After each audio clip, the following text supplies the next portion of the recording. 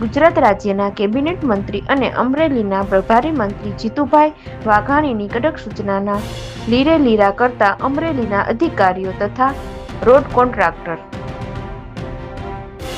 તારીખ 28 નવેમ્બર 2025ના રોજ અમરેલીથી સાવરકુંડલા તરફ જતા રોડ ઉપર થીગડા મારવાની કામગીરી ચાલુ હોય, જે કામગીરીમાં લોટ પાણી અને લાકડા જેવો દ્રશ્યો જોવા મળ્યું. હાલ ચોમાસું પૂરું થતાં જ તમામ રોડની હાલત બિસ્માર થયેલ હોય, તેને લઈને અનેક જગ્યાએ રોડની કામગીરી ચાલુ હોય.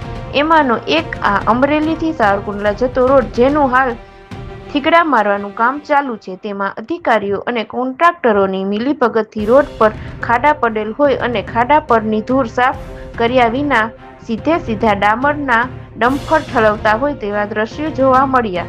ખરેખર તો રોડમાં ખાડા પડેલ હોય ત્યાં એર કમ્પ્રેસરથી ખાડા પરની ધૂળ માટી સાફ કરવાની હોય છે, તો રોડ લાંબો સમય સારો રહે છે. આ કામમાં સરકારના પૈસાનું પાણી થતું જોવા મળ્યું.